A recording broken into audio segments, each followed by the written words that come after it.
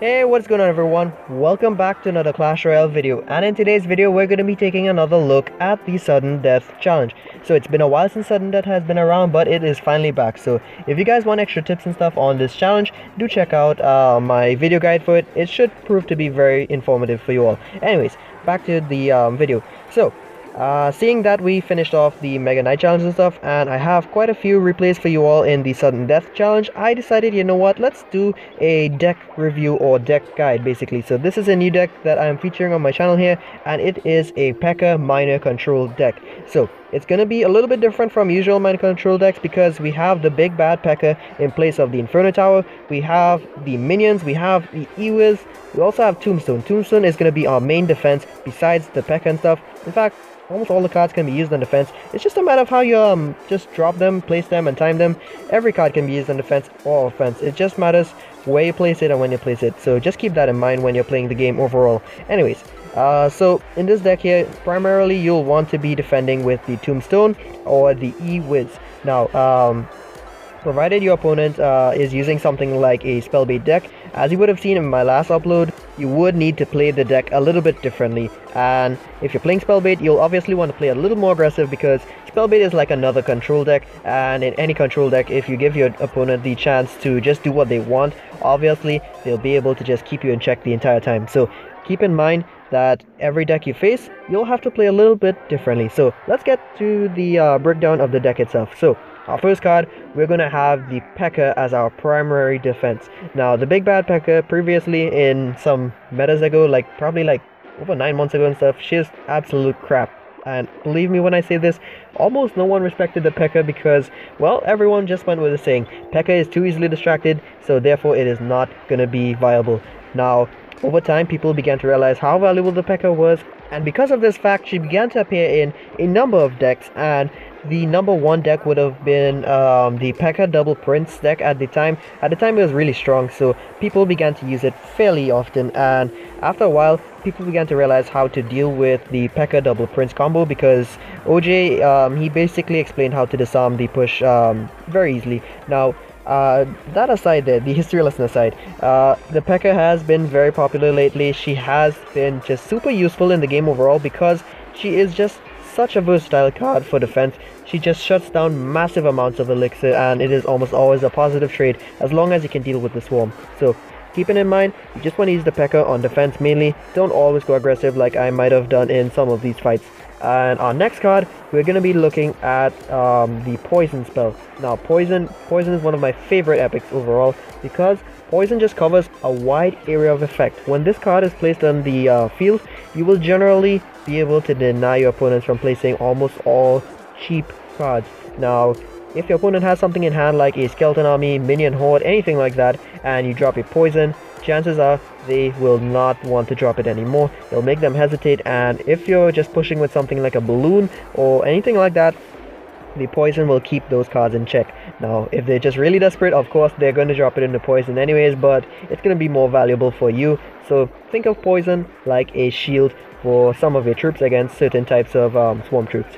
And speaking of swarm troops, our next card will be the minions. Minions have been some of my favorite cards since the beginning of the game. I've practically ran them in almost all decks up until recent times, and they're just really strong no matter what the current meta is, except that one time when the Executioner was kind of fairly popular because of Night Witch and stuff. But overall, minions are a balanced card and they do quite a lot of work for 3 elixir.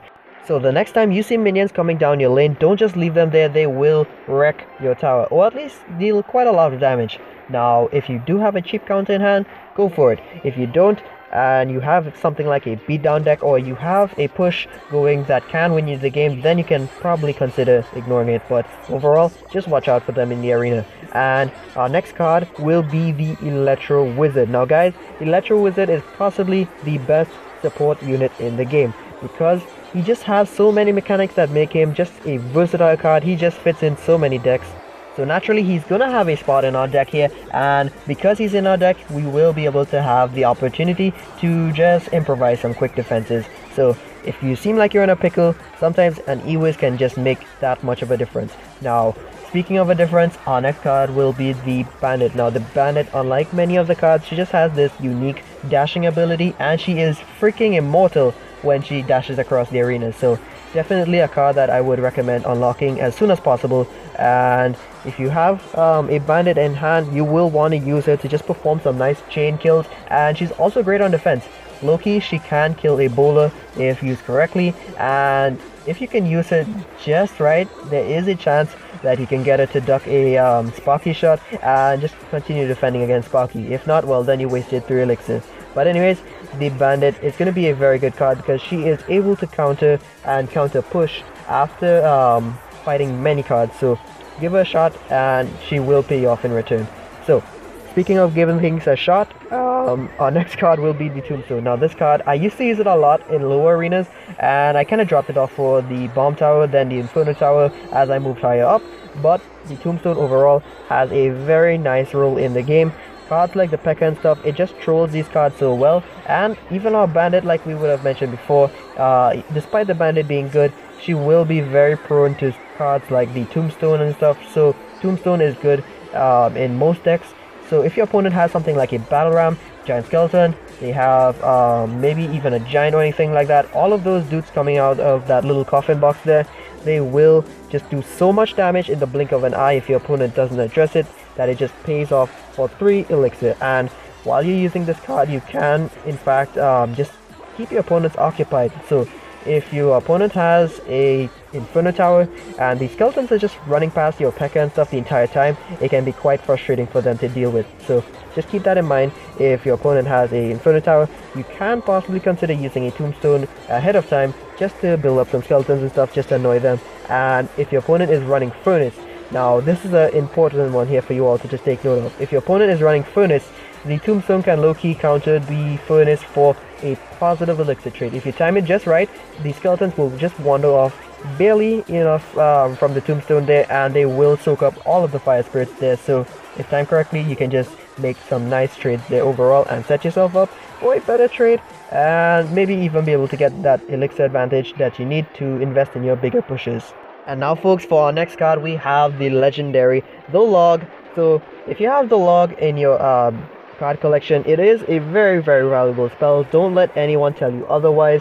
The Log for 2 elixir, it is just almost always a positive elixir trade, because with 2 elixir it does quite a lot of damage. And just compare the stats to Zap. I mean, Zap is probably one of my favorite spells in the game as well, but the Zap does significantly less damage. The Log also has that pushback feature as well, which is sort of like a stun.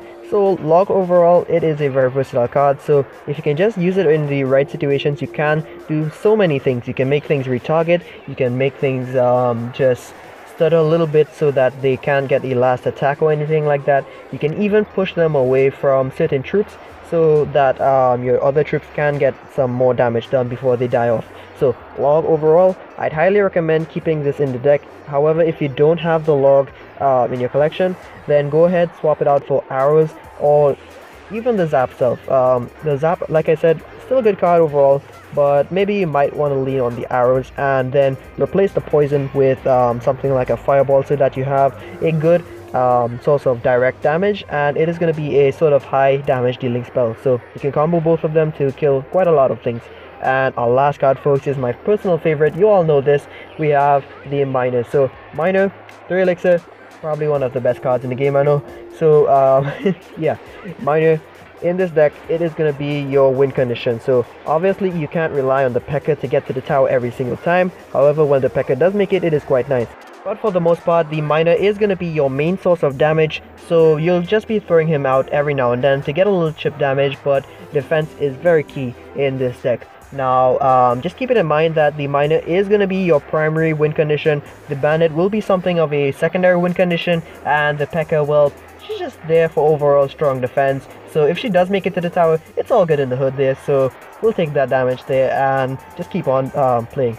So I would like to point out something about the last match there, and it would have been that I did some predictive plays. I think it was the last play there, I would have used a predictive log, and that was because I realized my opponent was always dropping the goblins for my bandit there. So I knew if I just timed the log just right, I would be able to clear the goblins and move on. Also, do notice that I was actively changing up the position of the tombstone because I had to wait an extra second every time so that my opponent just wasted their poison spell, and if I didn't do this, they would basically get to smother the tombstone there, and the battle ram would stand a chance of just running straight past the tombstone. If not, well, it would have crashed into the tombstone there, and all of the skeletons that would have helped us make a clean defense there, they would have died off, and things would have been pretty hectic for us overall on defense. So anyways guys, you all are probably wondering what are some good tips for using this deck, right?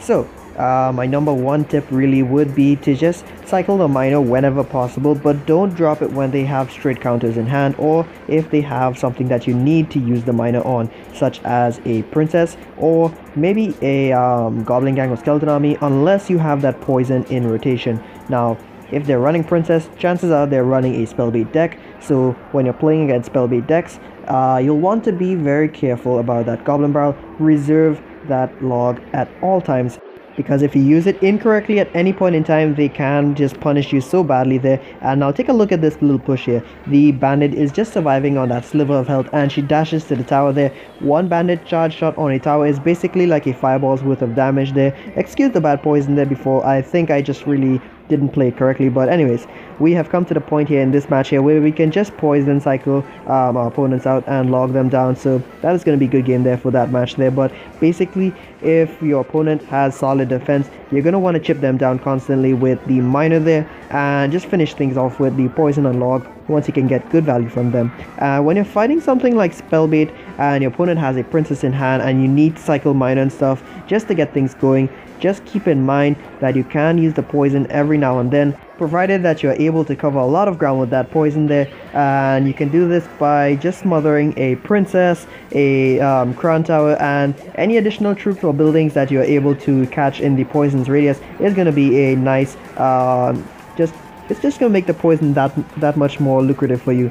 And if you all are running your deck here against a graveyard user, now what you'll want to do is save that poison every single time for that graveyard, because if you just make the mistake of using the poison on offense, well then friends, you're going to be screwing yourself over, because as it would happen, most graveyard decks use poison spells of their own, so your minions aren't going to do such a great job. The Evas will die off in the poison and the skeletons will still get their job done. So like I said, save that poison for the defense. And overall, poison on defense is not that bad of an idea, because basically if you can stall everything else with your Pekka and stuff, you should be able to find the poison providing a lot of value for you all. And also guys, just keep in mind, if you are able to play very smartly with this deck, you should be able to outcycle your opponents like I'm doing here, because, well, in most cases here, my opponent is trying to just use his cheaper cards to get to his goblin barrel much faster. And take a look at what I did here. I knew that he had the mirror in his deck, so that's why I dropped the E-words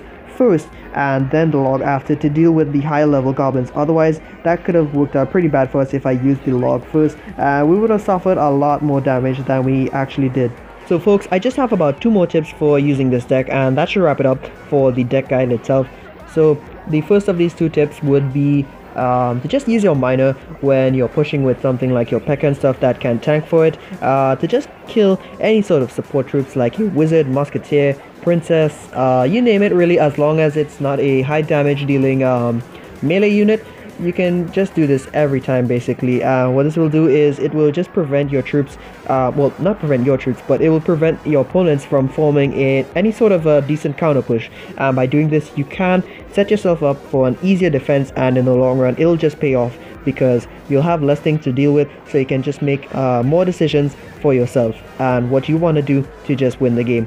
And our last tip folks is a pretty simple one, and it is going to be to just change up that miner positioning ever so often. And by doing this, what you will be able to accomplish is you will be able to keep your opponents on their toes, so that they won't be able to accurately predict where your miner will be, thus preventing any sort of damage being done on the tower there. So you can keep them on the toes and keep things pretty hectic for them. Also, if they have an executioner like my opponent here has in this fight here, what you can do is send the miner in advance just before the executioner locks onto your push, and if you can just stutter him a little behind where the executioner will be, it will prevent the executioner from being able to face the rest of your push, thus being able to just go ahead and work with the tornado if they have that in hand. So it'll just screw them over so bad, you won't even believe how many times this has been done and how many times it has helped me win the game rather than lose it. So folks, now that we've finished discussing all of the tips that I would have had prepared for you all regarding using this deck, I would like to just finish some analysis on this fight here. So we're fighting Corpse Collector there, and he drops us the oops as he hits our tower and clips the tombstone with that juicy fireball. So he is being a little bit PM there, and he is cycling to that miner fairly fast. That's basically his win condition. Like I would have said, our deck runs around the miner as well, being the main source of damage. So he's basically planning to chip us out, but he does not have a strong defense against our Pekka there. So I'm going to suck up that little bit of BM there that he threw us with the oops, and we're going to keep playing smart overall with our cards. So I'm going to send the miner just like I said, and it is targeting the executioner there, so he kind of wastes that tornado there. This guy, for a challenger 3-player, he made a few mistakes when I was able to pressure him a little bit here. And now folks, take a look at this right now. This is going to be good game well played here right now folks. The bandit dashes to the tower, he drops a miner pointlessly there because it kind of missed, and I dropped my own oops there, giving him a taste of his own medicine for what he did to me earlier there. So with that folks, that brings us to the end of all of these fights here for today's video. So folks, after watching this video, I would hope that you all would walk away with a better understanding of how to use the miner, especially in a control deck overall, because if you pick up a control deck, it is a strong archetype, so I would recommend using them for challenges, especially because that's where they tend to shine the most a little bit in terms of their win rates and stuff, because control, you can just sit back, you have 6 minutes of gameplay overall, and you can make things work for yourself. So with that being said there folks, do let me know if you try out the deck in the comments down below. Let me know if you have some success with it. If you have any questions, feel free to ask, and I will try to get back to you on it as soon as I can. But before we go here today folks, I would like to give a special shout out to my friends at ClashRoyalepedia.com. So ClashRoyalepedia.com is basically a website where all of you clashers out there can go to find out some of the best decks to use for your various trophy ranges, or to enter challenges and events, or anything of the sort. So they also cover things related to the game, such as the new cards and stuff being introduced, such as the Flying Machine or the Mega Knight, which would have been released a little while now. Anything like that, you can find something written up on their site. So they also include videos in most of their descriptions and stuff for their guides. So if you like a deck and stuff and you want to see how it's used, you can check out one of the videos that they have there and learn exactly how you want to use the deck. Now, this being said there, I think my 3 Musketeer video, which was doing pretty well recently, that is actually one of the videos that they would have featured for some of the 3 Musketeer decks that they would have. So if you haven't checked it out already guys, do check it out and read the guide if you can. It'll give you sufficient insight into how to use the deck. So that's going to be it for today's video. I hope you all enjoyed, and remember, if you keep on digging, you'll eventually strike gold, but even then, keep on digging deeper. You'll eventually come across something even more worth your while. So once again everyone, thanks for stopping by, and I hope to see you all in the next one. Peace out guys.